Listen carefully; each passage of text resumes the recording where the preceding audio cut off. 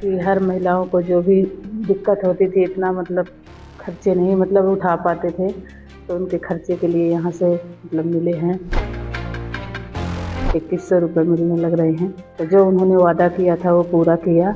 हाँ सुनो पाओ बेटा। कितने रुपये देते हैं अभी? 1100। महिलाओं के आर्थिक सशक्तिकरण की दिशा में एक ऐतिहासिक कदम उठाते हुए हरियाणा सरकार द्वारा दीनदयाल लाडो लक्ष्मी योजना की शुरुआत की गई है, जिसके तहत गरीब महिलाओं को आगामी 1 नवंबर 2025 से 2100 रुपए मासिक आर्थिक सहायता प्रदान की जा रही है। 10 फरवरी 2026 को दीनदयाल लाडो लक्ष्मी योजना के तहत 9,22,452 महिला लाभार्थियों के बैंक खातों में सीधे 193 करोड़ रुपए ट्रांसफर किए गए। अब तक इस योजना के तहत 4 किस्तों में कुल 634 करोड़ रुपए जारी किए जा चुके हैं। 1100 रुपए जो पर महीने महिलाओं को देती है सरकार, उससे आपको काफी मदद मिलती है। हाँ मदद मिलती है बेटा। पंडित दीनदयाल उपाध्याय की 109वीं जयंती के मौके पर 25 सितंबर 2025 को लॉन्च किए गए दीनदयाल लाडो लक्ष्मी मोबाइल ऐप के जरिए 10,51,029 महिलाओं ने आवेदन किया। इनमें से 9,22,452 महिलाएं पात्र पाई गयी। फरवरी 2026 से हर महीने 1100 रुपए सीधे लाभार्थी के बचत बैंक खाते में जमा किए जा रहे हैं, जबकि 1,000 रुपए सरकार द्वारा चलाए जाने वाले फिक्स्ड डिपॉजिट अकाउंट में रखे जाएंगे। हर घर हर गृहिणी योजना के तहत गैस सिलेंडर रिफिल करवाने वाली हमारी लगभग 12,62,000 बहनों के बैंक खाते, जो गैस का सिलेंडर है उनको 500 रुपये में मिलेगा, ऊपर की राशि उनके खाते में पहुंचाई जाएगी। हमने दीनदयाल लाडो लक्ष्मी योजना आज तक 9,22,452 हमारी लाभार्थी बहनें, उनके खातों में 193 करोड़ रुपए की राशि आज पहुंचाई गई है। महिलाओं के जीवन स्तर में सुधार लाने के लिए हरियाणा की सैनी सरकार वो हर कदम उठा रही है, जिससे हरियाणा की बेटियों को हर कोने में सम्मान मिले। हुआ ये है कि दिन प्रतिदिन हमारी जो एल्डर पॉपुलेशन है उसकी संख्या बढ़ती जा रही है और पेंशन आज से 10-15 वर्ष पहले लगभग 50-60 हज़ार होते थे जो वर्किंग एम्प्लॉइज और लगभग 40-45 पेंशन। अब उल्टा हो गया, अब आपके 70 हज़ार तक हो गए पेंशनर और 50 हो गए सर्विस, यानी the number of pensioners has increased, और इसलिए कि the life span of an average Indian has increased. सन 1947 में सिर्फ 50-55 साल तक लाइफ स्पैन रखता। एक बार आज से कोई 15 साल पहले एक पेंशनर वेलफेयर एसोसिएशन में एक सज्जन बहुत रोष प्रकट कर रहे थे सरकार के साथ, ये भी नहीं हुआ, ये भी नहीं हुआ, ये भी नहीं हुआ, ये भी नहीं हुआ, जैसा कि नेता को करना चाहिए। तो मैंने कहा एक बात तो अच्छी हुई, हमने वो ज़माना देखा जब सेवानिवृत्त होते फेयरवेल पार्टी दी जाती है।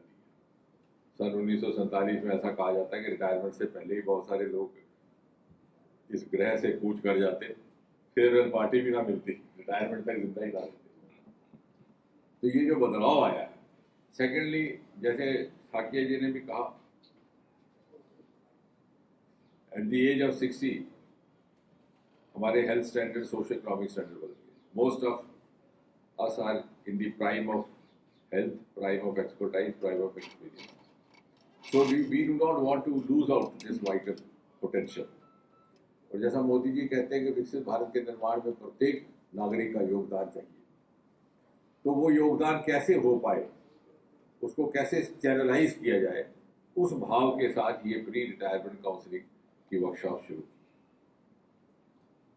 और मैंने विभाग के अधिकारियों से कहा जो दफ्तर करके इसमें आपका भी एक स्वार्थ है, क्योंकि इनको आप खुला छोड़ देंगे, एनर्जी भी पूरी है, आपके दफ्तर का रहस्य भी पूरा है, कल ये आरटीए एक्टिविस्ट पढ़ के आपके पीछे रहेंगे, but now they can be your active collaborators in the task of nation building.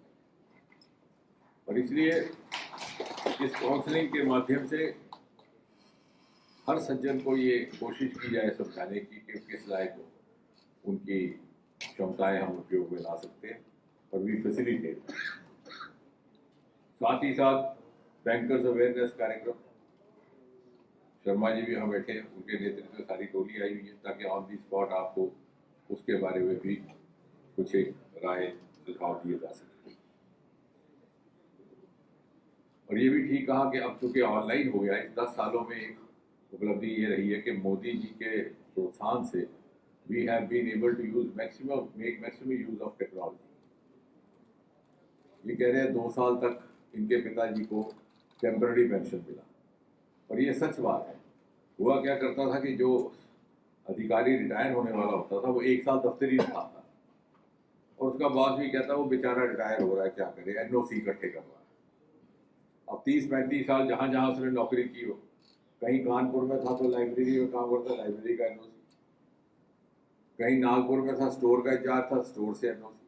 तो साल भर वो घूमता रहता और फिर पेंशन ऑर्डर जो कहते हैं पीपीओ, वो हासिल करने में कई महीने लग जाते। और 1 जनवरी से उस साल के रिटायर होने वाले जितने भी कर्मचारी थे उनकी प्रक्रिया शुरू हो जाती। पेंशन विभाग का सारा समय उसी में जाता। पेंशन वेलफेयर तो छोड़िए, ये सिर्फ पेंशन देने का काम करते थे। हालांकि विभाग का नाम पेंशन एंड पेंशन वेलफेयर, वो पेंशन वेलफेयर का काम ही नहीं है। अब पेंशनर्स वेलफेयर होने लगा क्योंकि समय बचा। और आप में से बहुत सारे लोग नए आ गए तो शायद आपको मालूम ना हो, मैंने भी सरकारी नौकरी से वॉलंटरी रिटायरमेंट लिया था और मुझे भी लगभग 6 महीने पेंशन नहीं मिला। तो जब मैंने पूछा कि साहब क्या गुनाह किया आपने, बोले आपका नाम उस सूची में नहीं था जो 1 जनवरी को आती है, कि you already all of a sudden put in your papers, कि वो साल जो रिटायर होने वाले थे उसमें हमारा नाम नहीं था, तो इसलिए वो प्रोसेस ही नहीं शुरू हुआ। तो कहने का तात्पर्य ये सारी चीजें अभी 8-10 सालों में हुई हैं। इसके अतिरिक्त अभी हाल ही में rationalisation of the CCS pension rules हुआ, 6A फॉर्म को सिंगल फॉर्म बना दिया गया। बहुत सारी बातें ऐसी थी जो पुराने समय से चली आ रही थी, अंग्रेजों के समय से उसको हटाया। मैं स्वयं बैठा, उस समय कोठारी साहब हुआ करते थे, सबसे पहले सिंगल फॉर्म हमने पेंशन का बनाया। नहीं तो 3 सेट बनते थे, एक हरे रंग का, एक पीले रंग का, एक सफेद। सफेद रंग रहता ऑफिस में, पीला रंग जाता बैंक में और हरा रंग जाता जमा में, जब पेंशन का फॉर्म भरा जाता। अब आजकल ऑनलाइन जमाना है, सब कुछ ऊपर से चढ़ाओ, क्या जरूरत है ये सब करने की। पैसा भी जाया, कागज भी जाया, एनर्जी भी जाया, वक्त भी जाया। वो हमने समाप्त किया। सिंगल फॉर्म लाया, वो अंग्रेजों के वक्त का था। और ऐसी ऐसी चीजें जिनका भी औचित्य नहीं है। उसमें लिखा हाउ मेनी वाइफ्स, तो मैंने मुस्कुराते हुए पूछा सेक्रेटरी साहब को कि अगर 2 वाइफ होगी तो पेंशन डबल करोगे क्या? तो इसलिए कि जो British empire had set some forms as a part of data gathering, उनकी मंशा केवल पेंशन नहीं होती, वो उसी बहाने अपने नागरिक, भारतीय नागरिकों की जानकारी प्राप्त करते थे कि पेंशन के बहाने ये पता चलेगा कि इस परिवार में कौन कौन है, क्या है। वो एक तरह का डेटा, उसका मकसद कुछ होता। हमें क्या जरूरत है, हमारा लोकतांत्रिक देश है, हमने वो सारी चीजें खत्म की। इसी तरह अभी बात की है, शर्मा जी ने डिजिटल लाइफ सर्टिफिकेट की और आपने भी की, श्रीवास्तव जी ने। हर साल हमने एक डेडिकेटेड कैंपेन शुरू किया है नवंबर के माह में। पिछले नवंबर में भी 75,000 ऐसे कैंप लगे हैं 2000 शहरों में, और 1 महीने के अंदर 1,19 लाख इस तरह के सर्टिफिकेट जनरेट किए गए। और it has become a mass movement. जो हमारा फेस रिकग्निशन है, we were the first in the government to use face recognition technology. उससे पहले क्राइम वर्ल्ड वाले इस्तेमाल करते थे फॉर रॉन्ग रीजन। किसी अच्छे काम के लिए इस्तेमाल हुआ तो यहाँ होगा, क्योंकि 70-80 साल के बाद बायोमेट्रिक भी काम नहीं करती, वो विश्वसनीय नहीं रहती। तो केवल अपने मोबाइल में उसने चेहरा देखना है बुजुर्ग ने, और 40-45 मिनट में बैंक में उसका सर्टिफिकेट पहुंच जाता है। और ये पिछले अप्रैल से लेकर के अभी तक 8-10 महीनों में 1,11,00,000 सिर्फ फेस रिकग्निशन के लिए। फुल डीएलसी तो उससे भी ज़्यादा है।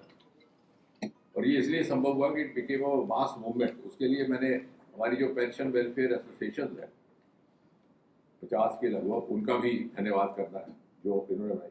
उन्होंने स्वयं इसमें लगे और परिवार इसमें जुड़ गए। बच्चों को बड़ा आनंद आता था दादे की तस्वीर लेते हुए, क्योंकि दादे को आती नहीं थी लेनी दादी को, तो वो बच्चा लेता था, देखो दादाजी इधर देखो, फोटो खींच के बैंक को भेजा। तो ये सब काम इसलिए हुआ कि पीएम ने, प्रधानमंत्री जी ने कहा कि नागरिक केंद्रित सिटीजन सेंट्रिक अप्रोच हमारी रहे। इसी प्रकार इनका एक भविष्य पोर्टल है जिसमें ऑनलाइन पेंशन लाइन, और खासतौर से डिफेंस पर्सनल्स के लिए बहुत लाभदायक है। कॉमन सिंगल विंडो पोर्टल है जिसमें हमें पेंशन डिसबर्सिंग बैंक भी इंटीग्रेट कर दिए गए। पेंशन अदालतों का सिलसिला शुरू किया, 15वीं तक हो चुकी हैं। 70% शिकायतें वहीं पे हो जाती हैं और अधिकतर वो सिक्योरिटी पर्सनस की रहती है, क्योंकि उन बेचारों की ट्रांसफर्स होती है और कहीं से कोई जब सेवानिवृत्त होता है, किसी फ्रंट में होता है कि दूसरी जगह होता है, तो उनके काफ़ी कुछ कॉन्ट्रडिक्शन रह जाते थे। अभी पिछली अदालत में भी हमने एक 26 साल पुराना, वो यशोदा बाई का केस किया आपने, 26 साल के बाद उसको अपने स्वर्गीय पति की फैमिली पेंशन मिली। इसी प्रकार एक सैनिक थे शायद, सूबेदार फौज के, इंटरनेशनल बॉर्डर में कठुआ के पास, वो भी ऑन दी स्पॉट, उनके कई लाख रुपया रुका हुआ था छोटी छोटी कॉन्ट्रडिक्शंस की वजह से। तो सभी विभागों को इकट्ठा करके एक साथ बिठा करके इस तरह की अदालतें लगाने का काम शुरू किया। इनके लिए एक ऑनलाइन ग्रीवेंस पोर्टल बना दिया है, CPN ग्राम। और जो पेंशन वेलफेयर एसोसिएशन है हमारी, जो हमें सुझाव भी देती है, कहीं कोई त्रुटि रह जाती है उसको और भी इशारा करती है, उसके लिए भी हमने ग्रांट बढ़ा दी है। पहले उनको दिया जाता था शायद 75,000, अब आपने कर दिया 5 लाख, ताकि आप उसका सदुपयोग कर सके पेंशनर्स के वेलफेयर के लिए भी, और समाज में अपनी सेवाएं देने के लिए क्या सुझाव हो सकते हैं। इसी तरह से बहुत से ऐसे मोदी सरकार की विशेषता रही है कि हमने बहुत ज़्यादा नए नियम नहीं बनाए, बल्कि पिछले नियम हटा दिए जो समय के साथ औचित्य हो गए, या जो आज के समाज में और आज के सामाजिक कदरों और मूल्यों के साथ अनुकूल नहीं थे। उदाहरण के तौर पर single daughter, divorce daughter, separated daughter was not eligible to her father's family. तो वो कहाँ जाएगी बेचारी? अब उसको भी एलिजिबल किया हमने। पहले था कि वो कोर्ट से जाकर जजमेंट लाए, अब नहीं है, तो सिर्फ जाके वहाँ याचिका दे and she is eligible. North east में की दृष्टि से एक बड़ा नियम था जो बड़ा मुझे लगा कि बहुत दुश्वार नियम है कि अगर if an employee goes missing तो 7 साल उसके घर वालों को पेंशन नहीं मिलती।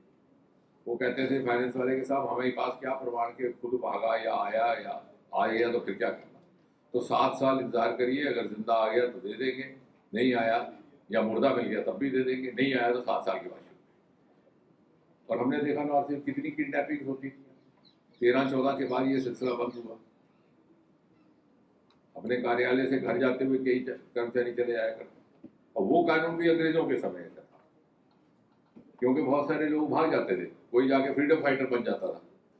यही लोग सरकारी नौकरियां छोड़ करके फ्रीडम फाइटर बन गए उस जमाने में, जब बड़ा दौर चला 1930-40 के दशक, तो इसलिए उन्होंने ये रखा हुआ। लेकिन हमने अपने ही नागरिक को सुविधा देने के बजाय उसके ऊपर बोझ डाल दिए। तो मैंने कहा कि जब वो, इसी तरह एक और था कि 10 साल की नौकरी पूरी होने से पहले अगर किसी की मृत्यु हो जाती है तो उसे फैमिली पेंशन नहीं मिलता है, आधा मिलता है। मैंने कहा भाई, अब उसको पूछा था क्या कि भाई तू रुक जा 10 साल का मतलब कि तुझे फैमिली पेंशन नहीं मिलेगा और किसी भी कारण उससे बेचारे की मृत्यु हो सकती है। तो मैंने कहा कि यही तो वक्त है when he leaves behind a young widow, infant children in a early age, तो सबसे ज्यादा जरूरत उसकी है, तो वो भी हमने समाप्त किया। यानी बड़े संवेदनशीलता के साथ, सेंसिटिविटी के साथ इस विभाग ने काम करना शुरू किया है, और वो इसलिए और इसी भाव के साथ, और यहाँ पर हमारे सारे साथी बैठे हैं जो सेवानिवृत्त होने वाले हैं, हो चुके हैं, कि आप जो हमारा समाज है, एक बड़ा परिवार है, उसका हिस्सा है, सेवानिवृत्त होने से पहले भी बात थी, और हमें आपकी क्षमताओं की आपके अनुभव की आवश्यकता है, देश और समाज को आपकी आवश्यकता है। और इसलिए जो पुराने वक्त में उस समय की जो सरकारें रही होंगी उनकी प्राथमिकताएं कुछ और होंगी कि बीच में लकीरें कायम की जाए समाज में वर्गों में। हम उससे ऊपर उठ करके आपको इस विकसित भारत की यात्रा का हिस्सा बना करके किस प्रकार से आप हमारी क्षमताओं को बढ़ाएं, आप हमारी शक्ति बने और जहां जहां हमसे कमी रह जाए आप उसकी पूर्ति करें, आप अपने अनुभव से हमारा मार्गदर्शन करें। इस भाव से इस प्री रिटायरमेंट काउंसलिंग का आयोजन किया गया है। मुझे विश्वास है कि इससे हम सब पर्याप्त तौर पर लाभ उठाने में कामयाब रहेंगे। बहुत बहुत